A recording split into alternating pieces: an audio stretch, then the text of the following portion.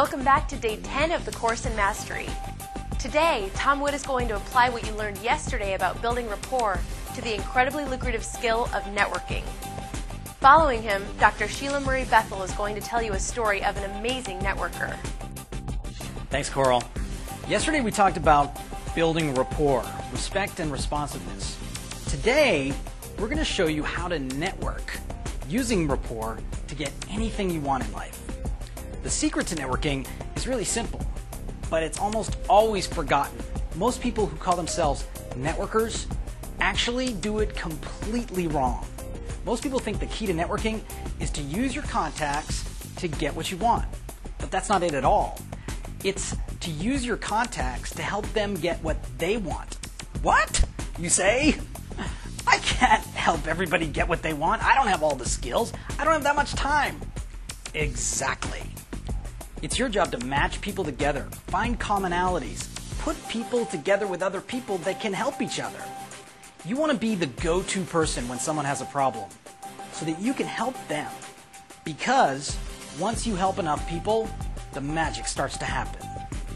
You'll see, the second you ask somebody if you can help them, they want to return the favor. And they're going to ask you if they can help you. Now you've started to network. Here's how I network. I may be at a party or a meeting or an event and I'll introduce myself. I'll say, hi, I'm Tom. They'll say, hi, I'm John. I'll say, what do you do, John, and how can I help you? Now some people may be a little taken aback by that. I don't even know you. I don't know how you can help me. So usually what they'll say to me is, I don't know, what do you do? And I'll just be real simple. I'll say, well, I'm in marketing for a success television network, a digital success television network, and I know a lot of people, and I might be able to help you, or some of the people I know might be able to help you. What do you do? The key is to get them to talk about themselves, and for you to give respect and responsiveness when they talk. Now, what does that mean? It means focus on them. Keep your eye on them. Be interested in them.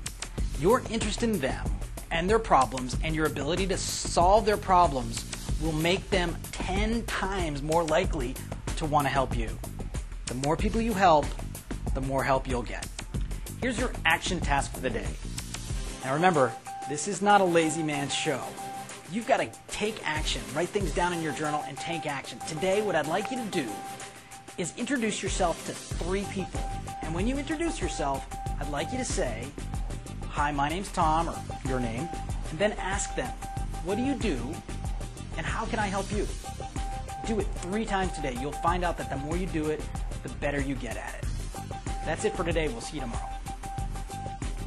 Dr. Sheila Marie Bethel holds a PhD in communications and is the best-selling author of Making a Difference, 12 Qualities That Make You a Leader. She is also the creator and host of 2 national public television specials, Making a Difference. Today, she tells a compelling story about a man named Frank, who I think must be one of the greatest networkers ever. He takes the idea of service and rapport building to a new level, and because of it, he gets loyal customers who come back to him again and again. And judging by her story, she was more than willing to recommend Frank's services to others. Let's hear what she has to say. I lived in San Francisco for many years. We just moved a couple of years ago. And when I lived in San Francisco, Bill and I lived right downtown in the city. And we had a wonderful flat up on the 3rd story, had a beautiful view of the bay. It was just lovely. And the only problem is, as you know, how many have been to San Francisco? Oh, well, yeah, almost everybody here. Well, in San Francisco, everything is built up, not out, because there's no room for any more land, so it's very expensive. So everything is high. Well, one of the problems is when I would be going off to give a speech or do something out of town, I would call a cab, and the cab drivers would have to come and pull up in the driveway downstairs, and then they would look up and see where our flat was, which was 56 steps from the street, and they were not coming up. They would just sit and honk the horn, and I'd have to drag my bags down. I got up early one morning. I was going cross country, and I called, and they said, okay, be there in just a few minutes. And I knew that would be about a half an hour. Well, 5 minutes, the front doorbell rang. And I said to Bill, I said, sweetheart, who could be here so early, for heaven's sakes? And I went to the front door at the top of those 56 steps. I opened the door. There's a man standing there. I was surprised to see anybody there. And I want to describe him to you. Do you remember when the men used to like to wear what we called polyester leisure suits?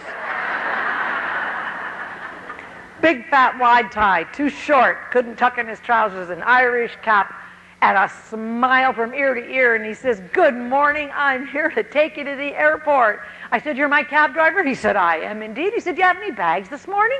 I said, "Really?" He said, "Yes." So I gave him the bags. Down he went. Now I went down as quick as I could to follow this nice man. And he saw me coming right behind him. He rushes over. He opens the back door. I get in. He closes the door.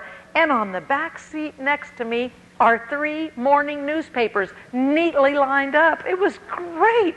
I thought, wow, this is wonderful. He gets in, closes the door, puts his arm over the back seat, and with a big smile on his face, he said, "It's so nice to have you with me this morning." I was so shocked, I almost said, "It's nice to be had."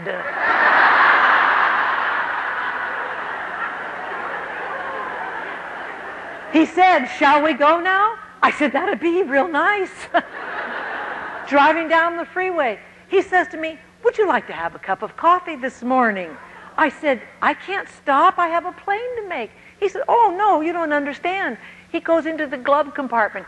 He comes out with 2 styrofoam cups. He takes one. He gives me one. And up off of the front seat, he's got a thermos of hot coffee. Only problem, I have to tell you, I hate coffee. I just don't drink it. But my mom gave me good manners. If he's pouring, I'm drinking.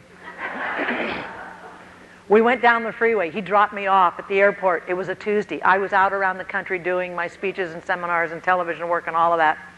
Friday, I wasn't even in my office. He calls my office because we had exchanged business cards.